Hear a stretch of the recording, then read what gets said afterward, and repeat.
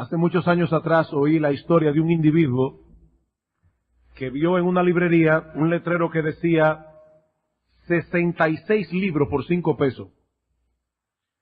El letrero fue tan impactante que entró a preguntar y lo que estaban vendiendo por 5 pesos era una Biblia. La palabra Biblia es el plural del griego biblon, que significa libros. Se llama la Biblia porque aunque son 66 libros, componen un solo libro, con un solo autor.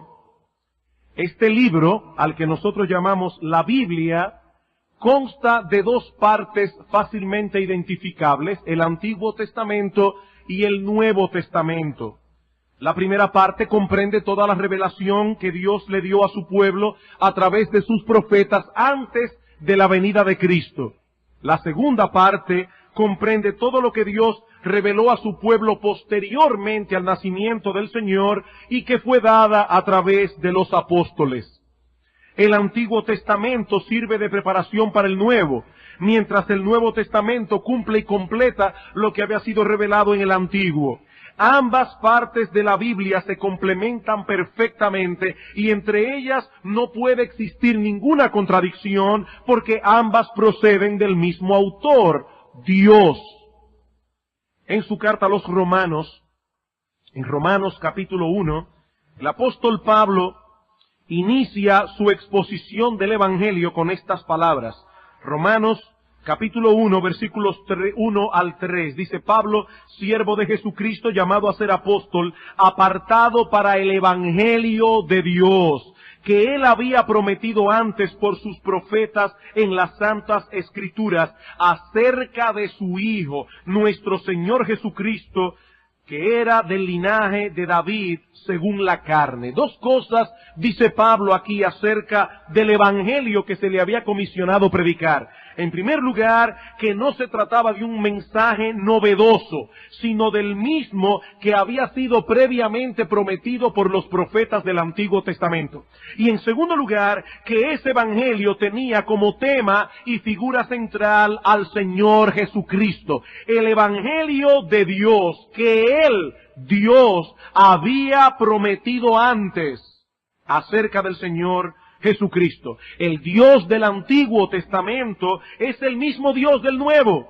Y consecuentemente, el mensaje de salvación que encontramos con amplitud en el Nuevo Testamento es el mismo que fue anunciado previamente en el Antiguo. Por eso es que Pablo dice más adelante en Romanos, capítulo 1, versículos 16 y 17, porque no me avergüenzo del Evangelio, porque es poder de Dios para salvación, como está escrito, para todo aquel que cree, al judío primeramente y también al griego, porque en el Evangelio la justicia de Dios se revela por fe y para fe. Y para probarlo, Pablo cita un libro del Antiguo Testamento, el profeta Habacuc, como está escrito, mas el justo por la fe vivirá.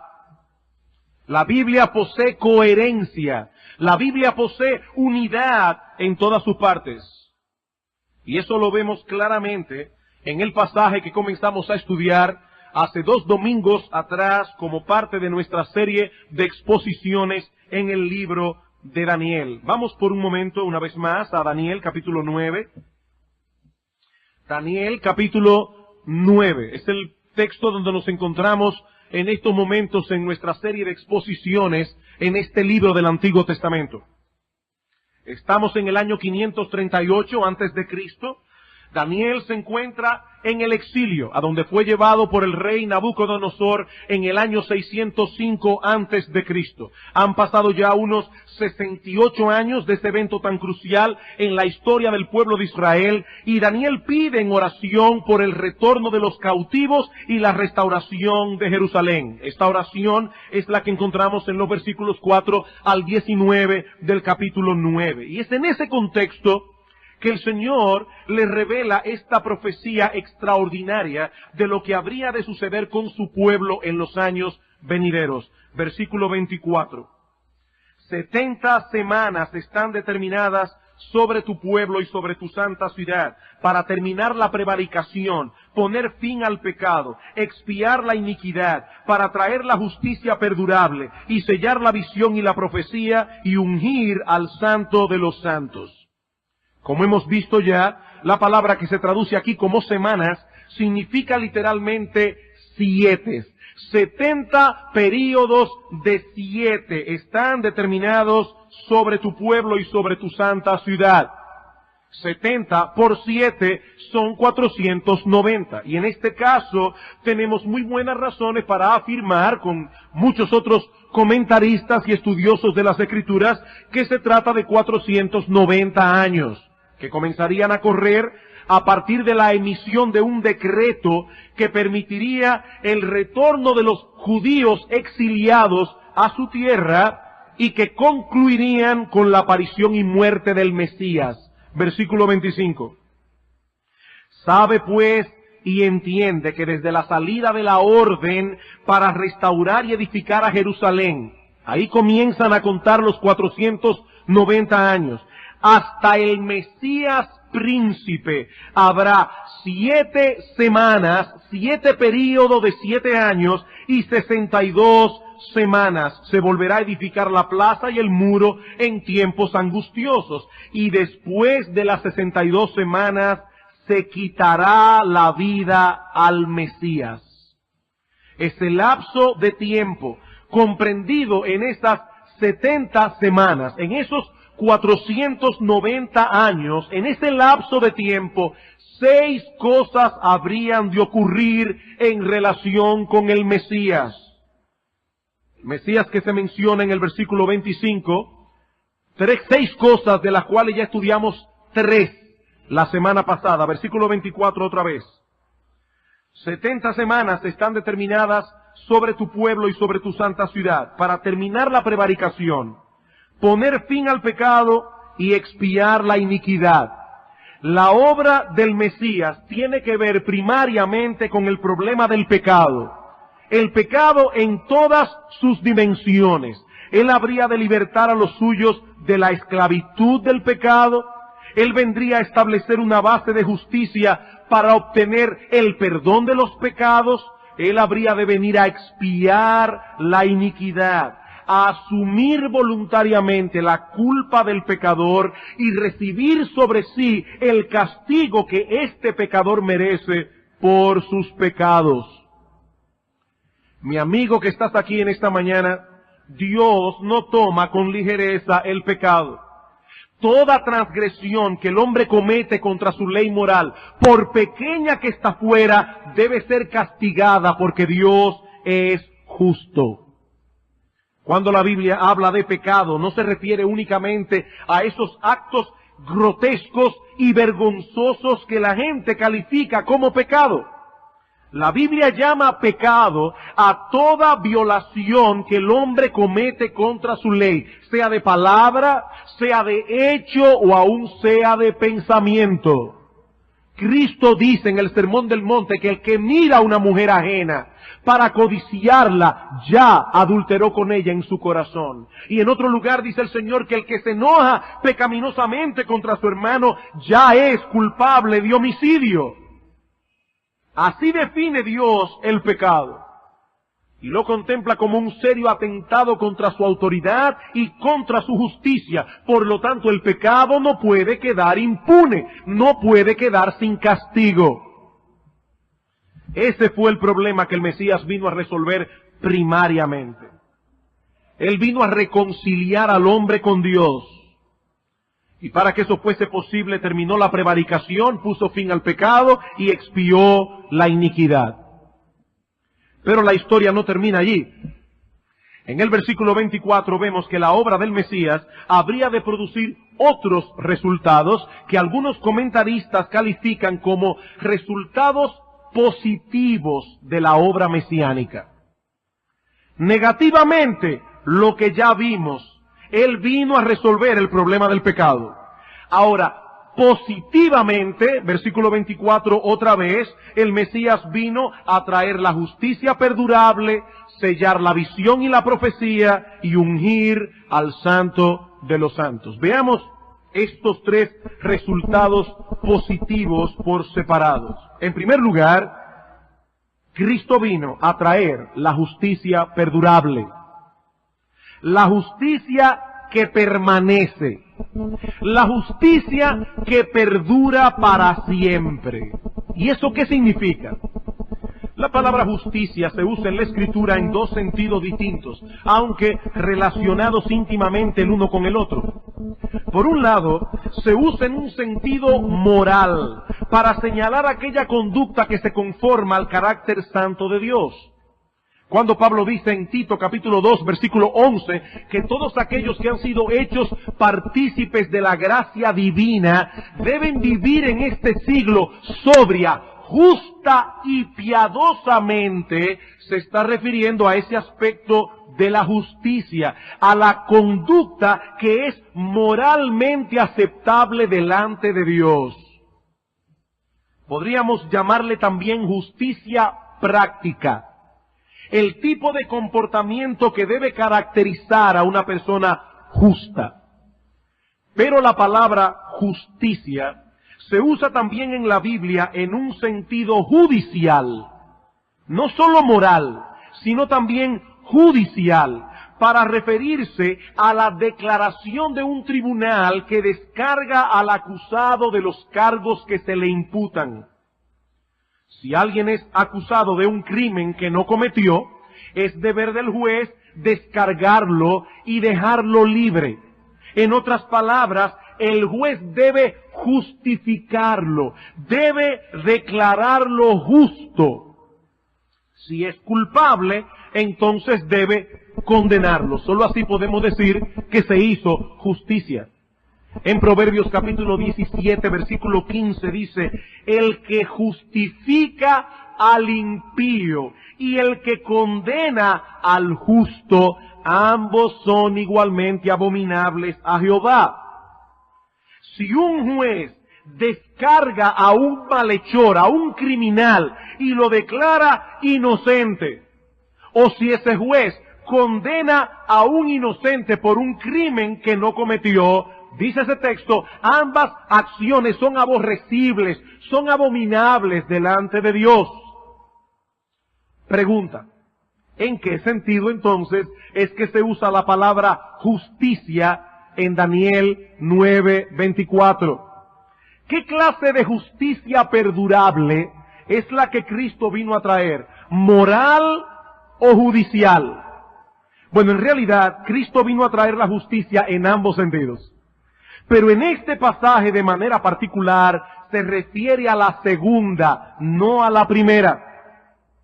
Como hemos visto ya, el Mesías vino a resolver de una vez por todas el problema judicial que los hombres tienen delante de Dios por causa de sus pecados. Cuando Cristo murió en la cruz, estaba asumiendo la culpa del pecador y pagando por ella. La paga del pecado es muerte, dice la Escritura. Para que Dios pudiera perdonar el pecado, dejando intacta su justicia, alguien tenía que pagar ese precio. Alguien que no tuviese cuentas pendientes él mismo, pero que fuera también un ser de valor infinito para que pudiese pagar esa deuda que era infinita. Como decíamos el domingo pasado, el único ser en todo el universo que posee tales características es Dios mismo. Lo que plantea una dificultad de enormes proporciones. La paga del pecado es muerte. Solo Dios puede pagar el pecado, pero Dios no puede morir porque es Dios. ¿Cómo resolver entonces el problema del pecado? La segunda persona de la Trinidad, Dios, el Hijo, se hizo hombre y de ese modo pudo sustituir a los hombres culpables que Él vino a salvar muriendo por ellos en la cruz del Calvario. El justo murió por los injustos, como dice el apóstol Pedro en 1 de Pedro capítulo 3, versículo 18. Sin embargo, y aquí mis amados hermanos, les suplico, les ruego encarecidamente, que si ustedes quieren saltar de gozo como aquel cojo que Pedro sanó en la puerta de la Hermosa, pongan atención a lo que vamos a decir a partir de ahora. Y mi amigo que estás aquí en esta mañana sin Cristo, si quieres encontrar la salvación de tu alma, si quieres reconciliarte con Dios, pon atención a lo que voy a decir ahora. Cristo murió en la cruz, el justo por los injustos, el Dios humanado, el Dios hecho hombre murió, pagó la deuda. Sin embargo, todavía eso no es suficiente. Todavía eso no es suficiente para que el pecador pueda ser salvo. Ya Cristo pagó la deuda, murió por los pecados que esos pecadores cometieron, pero aún no es suficiente. La justicia de Dios no solo exige que toda transgresión sea castigada, sino que esa justicia también exige que positiva y activamente su ley sea perfectamente obedecida. Supongamos por un momento que un criminal es juzgado y condenado a 10 años de prisión. El criminal es encerrado durante 10 años en una institución penal y cumple su condena. Cuando él salga de allí, será un criminal perdonado. Será un criminal que pagó por su crimen. Pero nosotros por eso no podemos considerarlo justo. Ya pagó la condena, ya cumplió los 10 años, ya por eso yo debo decir que ese individuo es justo. No, él es simplemente un criminal perdonado. Él es simplemente un criminal que pagó por su crimen. Bueno, de la misma manera, para que un hombre pecador pueda ser considerado como justo delante de Dios, no basta con que sea perdonado. Esa es la mitad de la historia, porque la justicia de Dios demanda que su ley sea positiva y activamente obedecida a la perfección. Dios no puede considerar como justo a nadie que se quede corto de llenar esa medida, porque eso significaría una disminución de su justicia. Dios no puede rebajar sus estándares para salvar al pecador. Mi amigo, lo que yo estoy diciendo es simplemente esto. Tú te quieres salvar, tú tienes que ser perfecto. Tan simple como eso. Desde tu nacimiento hasta tu muerte, tienes que ser perfecto. Tú no puedes violar la ley en un puntito de la ley. Dice en Santiago capítulo 2, versículo 10, que el que viola un punto de la ley se hace culpable de todos. Tú tienes que ser perfecto, desde el nacimiento hasta la muerte. Bueno, lo que Daniel nos está diciendo en el versículo 24 es que el Mesías no solo vino a pagar la deuda del pecador, no solo vino a pagar, para usar la ilustración que mencionamos hace un momento, Él no solamente vino a cumplir la condena del malhechor, sino que vino también positivamente a proveerle esa justicia que nosotros no tenemos. Él vino a proveer esa justicia perfecta, esa justicia perdurable. ¿Y cómo hizo eso? Esa es la buena noticia del Evangelio. Que Dios proveyó en Cristo todo lo que el pecador necesita para ser salvo. Él vivió una vida de obediencia perfecta a los mandamientos de Dios. Él cumplió la ley de Dios en cada uno de sus puntos, hasta en el más mínimo detalle, desde su nacimiento hasta su muerte. Y ahora, mi amigo que estás aquí en esta mañana, Dios ofrece libre y gratuitamente en el Evangelio poner esa justicia perfecta de Cristo en la cuenta del pecador por medio de la fe. La justicia perfecta de Cristo en la cuenta del pecador por medio de la fe. Cuando un pecador viene a Cristo, arrepentido de sus pecados y confiando únicamente en Él para la salvación de su alma, no solo se le aplica el pago que Cristo realizó por medio de su muerte en la cruz, sino que a partir de ese momento, la justicia perfecta de Cristo se pone en la cuenta del pecador como si fuese suya. Es a eso que se refiere el apóstol Pablo en 2 Corintios capítulo 5 versículo 1, cuando dice que aquel que no conoció pecado, Cristo, por nosotros Dios a él lo hizo pecado, para que nosotros fuésemos hechos justicia de Dios en él. Cristo no conoció pecado y sin embargo fue llevado a la cruz como un malhechor. Fue condenado y castigado como un criminal. ¿Por qué? Porque Él estaba asumiendo nuestra culpa y pagando por ella. Pero Pablo dice también que de la misma manera, nosotros que sí conocemos pecado, Él no conoció pecado. Nosotros sí conocemos pecado. Sin embargo, dice Pablo que nosotros fuimos hechos justicia de Dios en Él. Él fue hecho pecado, nosotros fuimos hechos justicia. Él cargó con nuestra desobediencia, nosotros cargamos ahora con su inocencia. Él es condenado y castigado siendo justo, nosotros somos considerados como justos siendo culpables. Por nuestros pecados Él murió, por su justicia nosotros vivimos. Por cuanto estamos unidos a Él por la fe, por cuanto estamos en Cristo, ya Dios no nos ve simplemente como criminales perdonados. Ya Dios no nos ve simplemente como criminales que cumplieron su condena, sino como personas justas que han obedecido la ley exactamente como Jesús la obedeció. Nosotros estamos en Cristo por la fe. Ya Dios no nos ve a nosotros, Él ve a Cristo. Él ve a Cristo. Mi amigo, esa es la gran noticia que el Evangelio anuncia, que en Cristo es justificado todo aquel que cree. Romanos capítulo 3. Hermanos, si nosotros tuviéramos en nuestras mentes todo el tiempo lo que Cristo hizo por nosotros, cuán diferentes serían nuestras vidas. Cuán diferente, cuán agradecidos, cuán gozosos, cuán fervientes y celosos seríamos por Él. Lo que Él hizo por nosotros.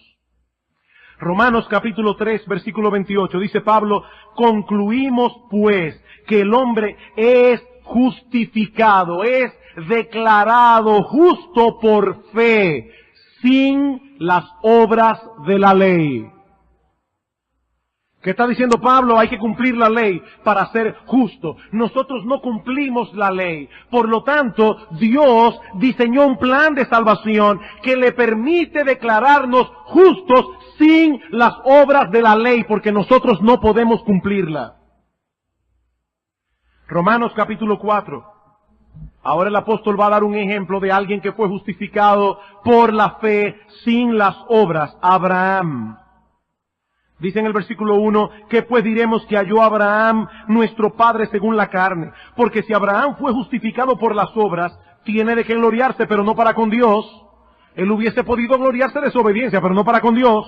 Porque ¿qué dice la Escritura? Creyó Abraham a Dios, y su fe le fue contada por justicia.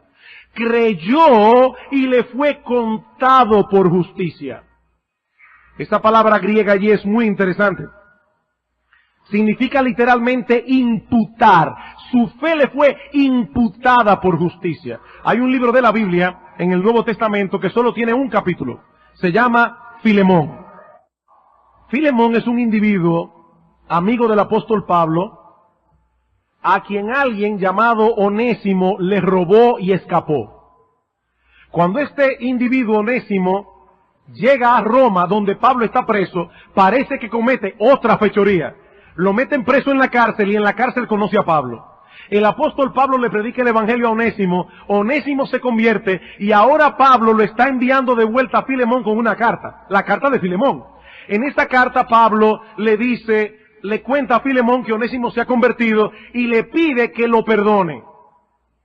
Y en una parte de la carta, en el versículo 18, el apóstol Pablo le dice, y si algo te debe, ponlo a mi cuenta.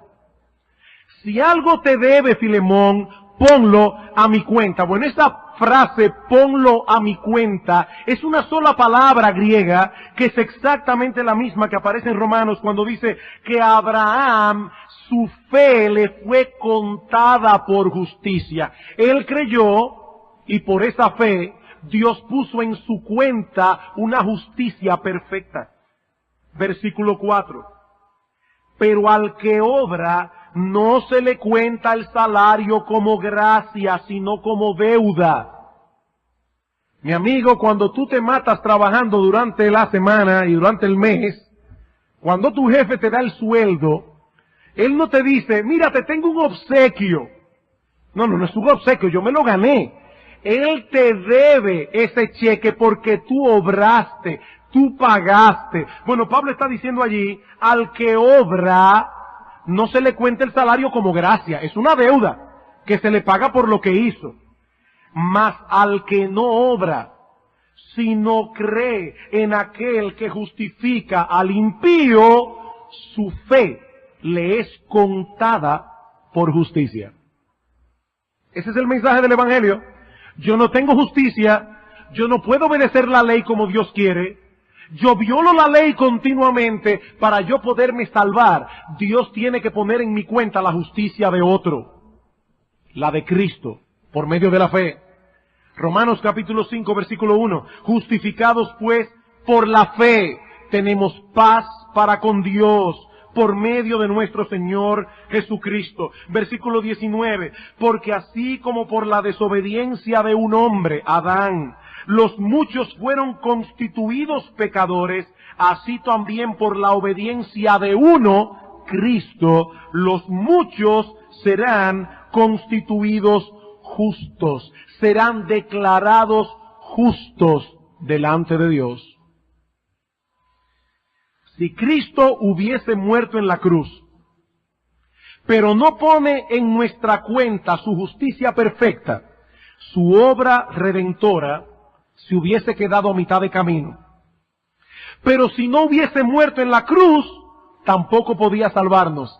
Ambas cosas eran necesarias para traer la justicia perdurable. Él tenía que pagar nuestra deuda, Él tenía que poner en nuestra cuenta su justicia, su obediencia perfecta a la ley de Dios. ¿Y sabes, mi amigo, cómo nosotros participamos de ese beneficio? Por medio de la fe. Por medio de la fe. Dice Pablo en Efesios capítulo 2, versículo 8, porque por gracia sois salvos por medio de la fe. Y esto no de vosotros, pues es don de Dios, no por obras para que nadie se gloríe. Mi amigo, nadie se puede salvar por las buenas obras. Ni haciendo limosnas, ni viniendo a la iglesia, ni leyendo la Biblia, ni participando en los telemaratones, ni repartiendo ropa a los huérfanos. Nadie se puede salvar por las obras, por la sencilla razón de que Dios no puede aceptar una justicia que no sea perfecta. Y nosotros no podemos llenar esa medida porque tenemos una tendencia natural hacia el pecado. Por eso es que Pablo dice que somos justificados por fe sin las obras de la ley. Es por fe sin obras. Nuestras obras no contribuyen en nada a la salvación de nuestras almas. Ah, pastor, ¿significa eso que entonces yo puedo creer en Cristo, recibir por la fe su obra de salvación y entonces vivir como yo quiera? No, eso no es lo que significa, porque el que realmente cree no puede seguir viviendo como él quiere. Somos salvos únicamente por medio de la fe, pero la fe verdadera produce frutos de justicia. Lo que estamos diciendo es que no son esos frutos los que salvan, sino Cristo por medio de la fe. Y en eso es que se diferencia el cristianismo verdadero de todas las otras religiones del mundo. ¿Qué nos enseñan las religiones humanas? Las religiones humanas tienen esta fórmula. Fe más obras es igual a justificación. Sí, tú tienes que creer, pero también tienes que hacer buenas obras. Si no, no te puedes salvar. El Evangelio tiene otra fórmula. Fe es igual a justificación más obras. ¿Qué dicen las religiones del mundo? Fe más obras es igual a justificación. La Biblia dice no, fe es igual a justificación más obras. Somos justificados por medio de la fe sola, pero la fe que justifica nunca viene sola. Siempre viene acompañada con frutos de justicia. Por eso es que Cristo dice que el árbol se conoce por el fruto. Y en otro lugar dice, no todo el que me dice Señor, Señor, entrará en el reino de los cielos, sino el que hace la voluntad de mi Padre que está en los cielos. Tú crees en Cristo, tienes que obedecer a Cristo. Tú no obedeces a Cristo, tú no crees en Cristo, tú sigues creyendo en ti mismo. Pero mire, pastor, yo tengo 20 años en la iglesia evangélica, mira, ni que tengas 50 ni que seas pastor. Tú crees en Cristo, tienes que obedecer a Cristo. Tú no obedeces a Cristo, mi amigo, no te engañes a ti mismo, tú no crees en Cristo. No todo el que me dice Señor, Señor, entrará en el reino de los cielos, sino el que hace la voluntad de mi Padre que está en los cielos. El verdadero cristiano tiene un deseo sincero, genuino, aunque no perfecto, de obedecer al Señor. Por eso hay una lucha en su corazón. Tú no tienes esa lucha en tu corazón por obedecer a Cristo. Tú no conoces a Cristo y vas camino a una condenación sin fin. No te engañes a ti mismo. Si camina como ganso, se mueve como ganso y habla como ganso, ¡es un ganso! No puede ser otra cosa. El árbol se conoce por el fruto. Es una mata de mangos, no da piñas, da mangos. Un cristiano verdadero da frutos de justicia. No los da, no es cristiano. Cristo vino a establecer esa justicia perdurable que produce una justicia moral. Una justicia moral, las buenas obras. Pero no podemos seguir ampliando este punto. Aún nos restan dos resultados más de la obra mesiánica que veremos más brevemente. Daniel 9:24. ¿A qué vino el Mesías? Terminar la prevaricación, poner fin al pecado, expiar la iniquidad, traer la justicia perdurable, sellar la visión y la profecía. La palabra visión es el nombre técnico que se daba a las revelaciones del Antiguo Testamento. Por ejemplo, en el libro de Isaías, comienza diciendo, visión de Isaías, hijo de Amós, la cual vio acerca de Judá y de Jerusalén. La visión y la profecía es una referencia a las escrituras del Antiguo Testamento. ¿Y en qué sentido Cristo vino a sellar esas escrituras? Bueno, muy probablemente se refiere al hecho de que su aparición en el escenario de Israel y el cumplimiento de todo lo que había sido predicho acerca de él, confirmó, autenticó y puso fin a todo ese período antiguo testamentario en que Dios se reveló a su pueblo a través de los profetas. El Mesías es el gran tema de las profecías antiguo testamentarias. Y aunque algunas profecías del Antiguo Testamento no se han cumplido aún porque tienen que ver con la segunda venida del Señor, todas las que se cumplieron en su nacimiento, vida, muerte y resurrección, confirman y autentican ese cuerpo de revelación que conocemos como el Antiguo Testamento. Vamos a Lucas capítulo 24. Lucas capítulo 24. El Señor Jesucristo, luego de la resurrección, se encuentra con dos discípulos que iban camino a Emaús. Y ellos comienzan a hablarle porque no reconocían que era el Señor, de todo lo que había sucedido en Jerusalén con el Señor Jesucristo. Y aparentemente tenían ya un sentido de derrota. Nosotros creíamos que Él era el que habría de redimir a Israel. Y dice en el versículo 25, entonces Él les dijo, oh insensato y tardos de corazón, para creer todo lo que los profetas han dicho. ¿No era necesario que el Cristo padeciese estas cosas y que entrara en su gloria? Y comenzando desde Moisés y siguiendo por todos los profetas, les declaraba en todas las escrituras lo que de él decían. El Señor Jesucristo comenzó una por una a citar aquellas grandes profecías del Antiguo Testamento que hablaban acerca de él, su nacimiento, su vida, su muerte, su resurrección. Más adelante en el versículo 44, dice, y les dijo, estas son las palabras que os hablé estando aún con vosotros, que era necesario que se cumpliese todo lo que está escrito de mí en la ley de Moisés, en los profetas y en los salmos. Entonces se les abrió el entendimiento para que comprendiesen las escrituras y les dijo, así está escrito y así fue necesario que el Cristo padeciese y resucitase de los muertos al tercer día. Así estaba escrito. Solamente en el día que el Señor Jesucristo murió en la cruz del Calvario, en esas 24 horas que Él fue juzgado y condenado, se cumplieron 29 profecías distintas del Antiguo Testamento. Él comenzó una por una a decir, esto que ha sucedido es exactamente lo mismo que ha sido profetizado. De hecho, el Mesías no solo cumple, confirma y autentica la revelación del Antiguo Testamento, sino que también trae consigo la última revelación de Dios al hombre. La última revelación de Dios al hombre. Hebreos capítulo 1.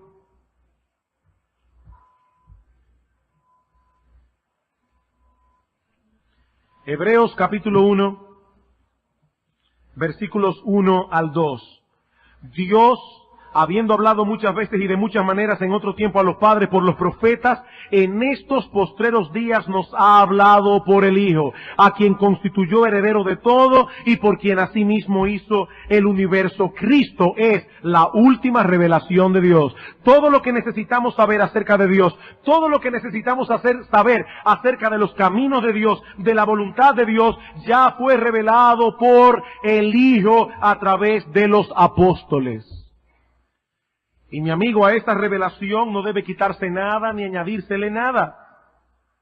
No necesitamos más profetas, no necesitamos más revelaciones de ningún tipo, porque la palabra de Cristo, registrada por los apóstoles en el Nuevo Testamento, es completa y suficiente.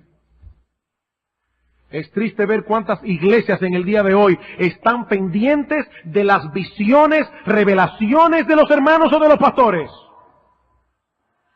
Hace muchos años atrás, fui invitado a predicar en una iglesia, hace muchos años atrás, en Puerto Rico, a hablar en una iglesia, no fue a predicar realmente. Pero el pastor le tocó predicar antes. Y él se paró allí, había venido de viaje, parece que se había encontrado con algunos problemas en la iglesia, y comenzó diciendo, vamos a leer en Génesis capítulo tal, el sueño de José. Yo pensé, va a predicar del sueño de José. Pero solamente leyó el pasaje del sueño de José, e inmediatamente después comenzó a contar a la iglesia un sueño que él había tenido. Anoche tuve un sueño. Y yo no sé si fue verdad o no fue verdad que tuvo el sueño, pero paradójicamente o providencialmente, o yo no sé qué decir, ese sueño era exactamente lo que estaba pasando en la iglesia. Yo soñé que los hermanos no tenían divisiones entre sí. Yo soñé que los hermanos no estaban chismeando. Yo soñé. Si él quería corregir todos esos males que estaban ocurriendo en la iglesia, él no tenía que recurrir a ningún sueño, porque la palabra de Dios es completa y suficiente, y ella habla de todas esas cosas. Caminando un día por Puerto Plata, me encontré con una señora, comencé a predicarle el evangelio. Y la señora me dijo, no, pero si yo soy cristiana, yo me convertí porque yo tuve un sueño. Y después me bauticé porque yo tuve otro sueño. Y yo le dije, escúcheme señora, pero usted es bastante desobediente. Porque ya Dios le había dicho en su palabra que se convirtiera. Ya Dios le había dicho en su palabra que se bautizara. Y tuvo que venir otra vez a decírselo. La palabra de Dios es completa y suficiente. Cristo es la última revelación de Dios. Él selló la visión y la profecía. Mi amigo, todas esas personas que hoy día en la radio, la televisión, las iglesias, andan hablando de nuevas revelaciones, o son unos falsantes engañadores, o son unos ignorantes engañados. No necesitamos ningún otro libro fuera de la palabra de Dios. Este libro es perfecto, este libro es completo, este libro es inerrante, este libro es todo suficiente. La palabra de Dios. Cristo selló la visión y la profecía. Por último, Daniel 9:24 otra vez al final. El sexto resultado de la obra del Mesías fue ungir, versículo 24 al final, al Santo de los Santos. Literalmente, ungir la santidad de las santidades, lo más santo, lo santísimo. ¿Y a qué se refiere esto? Debo reconocer que la frase es difícil. Debo reconocer que ha sido motivo de mucha controversia entre los comentaristas y por lo tanto yo no quiero ser dogmático en mi exposición. Yo creo lo que creo, pero no quiero ser dogmático. Básicamente existen dos posiciones en cuanto a la interpretación de esta frase. Las dos sustentadas por buenos hombres, las dos con apoyo bíblico.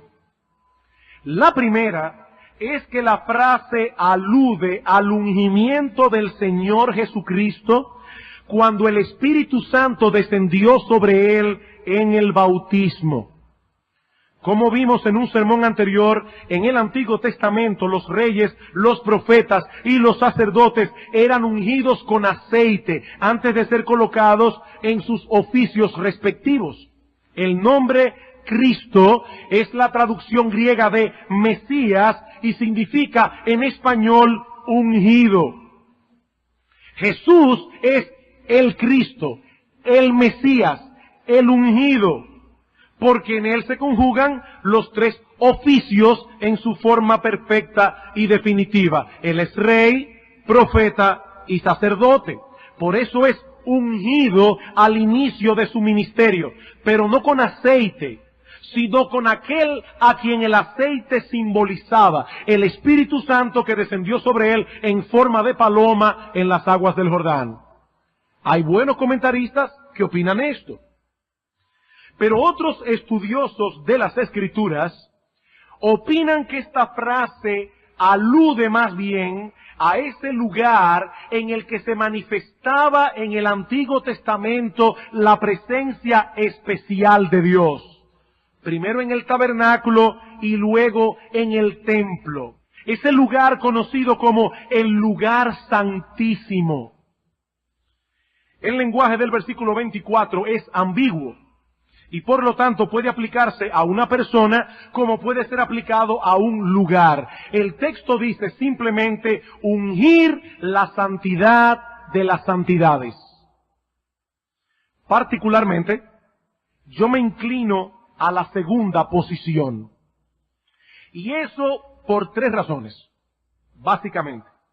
En primer lugar, porque en el hebreo, el lugar santísimo, esa frase lugar santísimo puede ser traducida como lo más santo de lo santo.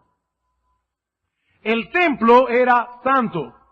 Bueno, el lugar santísimo, dentro de ese lugar que era santo, era lo más santo de lo santo. Por eso se llama el lugar santísimo. Lo cual concuerda perfectamente con lo que dice el versículo 24, ungir la santidad de las santidades.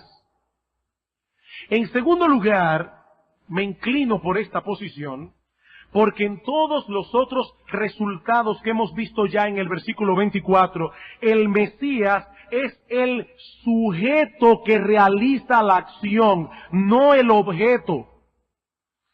Fue el Mesías el que terminó la prevaricación. Fue el Mesías el que puso fin al pecado, el que expió la iniquidad, el que trajo la justicia perdurable, el que selló la visión y la profecía. Si seguimos la secuencia lógica del texto, debemos pensar que es el Mesías el que unge la santidad de las santidades, no aquel que es ungido. Y en tercer lugar, la otra razón por la que me inclino hacia esta posición es que me parece extraño, o me parecería extraño, que se mencionara primero la obra redentora del Mesías, incluyendo su muerte en la cruz, para mencionar luego su ungimiento en el bautismo. Si esa frase es una referencia al bautismo del Espíritu Santo, al ungimiento del Señor por el Espíritu Santo en el bautismo, yo hubiese esperado que esa frase estuviera al principio, no al final.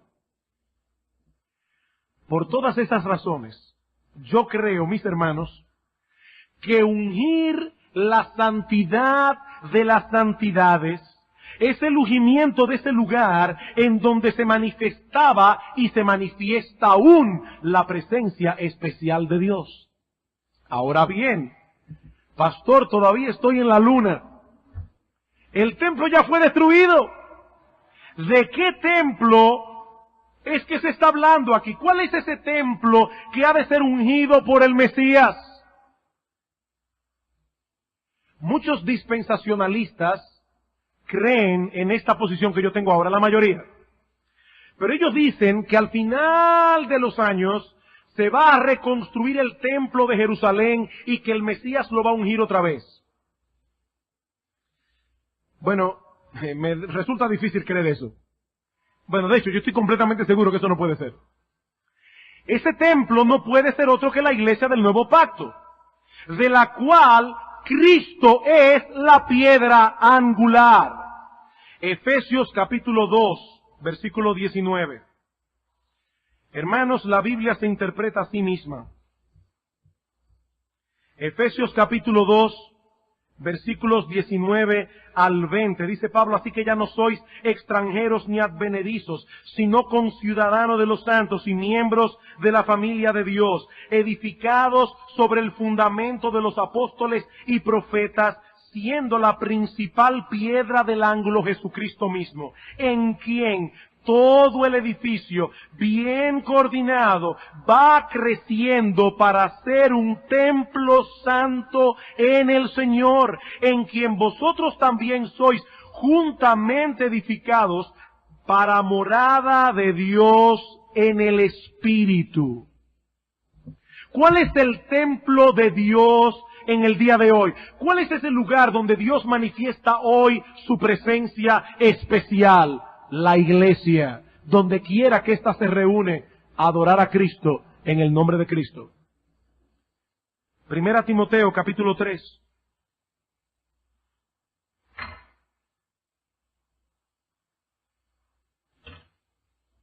Versículo 15. Versículo 14, estos te escribo aunque tengo la esperanza de ir pronto a verte, para que si tardo sepas cómo debes conducirte en la casa de Dios, que es la iglesia del Dios viviente, columna y baluarte de la verdad. La iglesia es la casa de Dios. Primera de Pedro capítulo 2.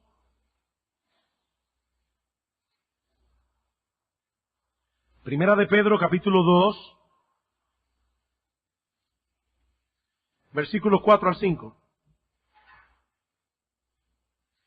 Acercándoos a él, piedra viva, desechada ciertamente por los hombres, mas para Dios escogida y preciosa. Vosotros también, como piedras vivas, sed edificados como casa espiritual y sacerdocio santo, para ofrecer sacrificios espirituales a Dios por medio de Jesucristo. En el templo se celebraban los sacrificios. Hoy día es la iglesia. La iglesia es un templo espiritual construido con piedras vivas sobre el fundamento apostólico, siendo Cristo mismo la piedra angular. Pastor, ¿y cuándo fue ungida esa iglesia? ¿Cuándo el Mesías ungió la santidad de las santidades? cuando envió al Espíritu Santo y lo derramó sobre su iglesia en el día de Pentecostés. Hechos capítulo 2.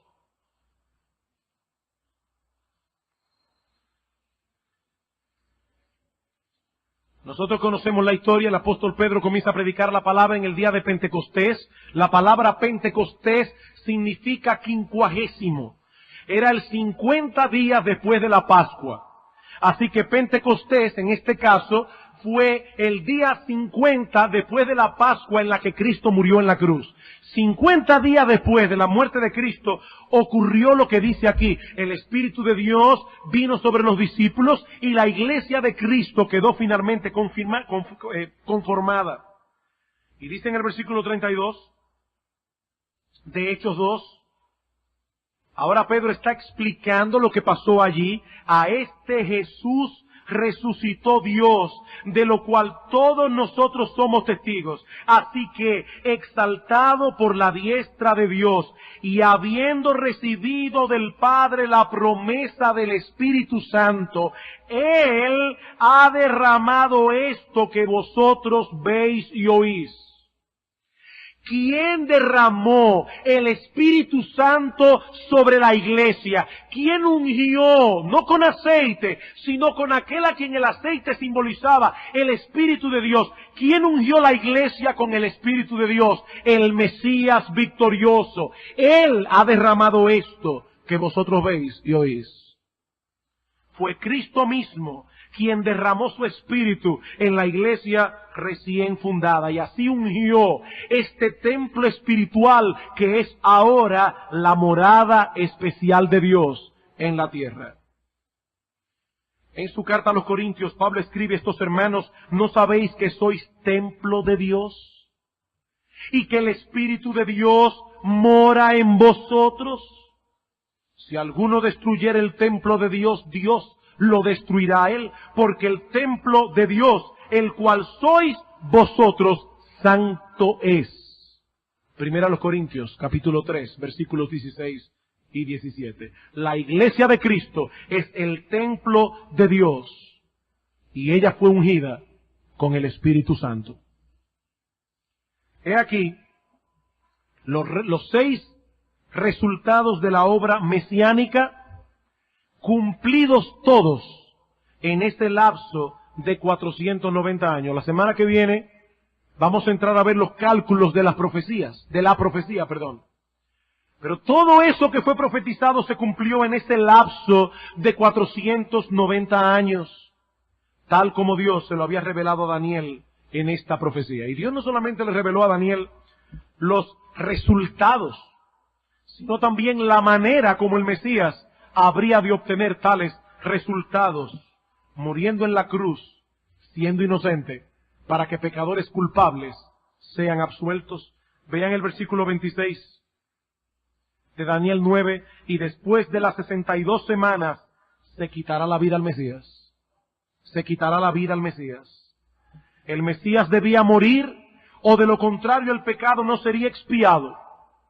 Y Dios lo anunció de antemano unos 538 años antes del nacimiento de Cristo, más de 550 antes de su muerte.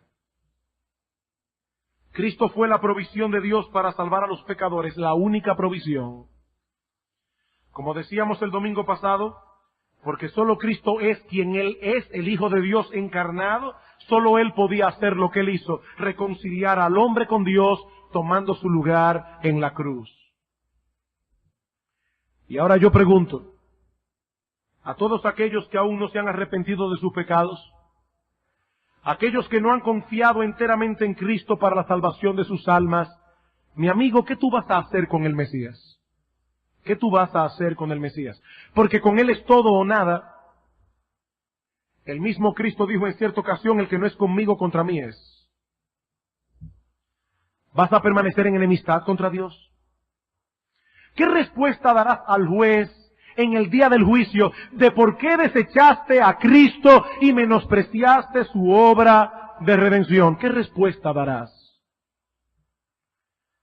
Dios no solo anunció su obra de antemano, cientos de años antes, para que no hubiese duda, sino que también la llevó a cabo. sin importar el precio que tuvo que pagar por ello. Mi amigo, si hubiese otro medio de salvación, Dios el Hijo no hubiese venido al mundo, Dios el Hijo no hubiese muerto en la cruz, Dios el Hijo no hubiese sufrido todo lo que sufrió. Pero no había otro medio. No existe otra forma de salvar al pecador dejando intacta la justicia perfecta de Dios. Y yo te pregunto, ¿te vas a atrever a desechar esa obra de redención? Escucha lo que dice la Biblia en Hebreos capítulo 2, versículo 1 al 3, y con esto concluyo. Por tanto, es necesario que con más diligencia atendamos a las cosas que hemos oído, no sea que nos deslicemos, porque si la palabra dicha por medio de los ángeles fue firme, y toda transgresión y desobediencia recibió justa retribución, ¿cómo escaparemos nosotros si descuidamos una salvación tan grande? Mi amigo, no escaparás. No escaparás. Y tú no tienes excusa delante de Dios, porque Dios lo avisó de antemano. Y Dios lo cumplió, tal como lo avisó. Que el Señor use su palabra con poder en esta mañana, dando convicción de pecado a muchos en medio nuestro, pero al mismo tiempo mostrando a Cristo como el justo que murió por los injustos, para llevarnos a Dios. Vamos a orar. Padre bueno, sabemos que hay porciones de tu palabra que son difíciles.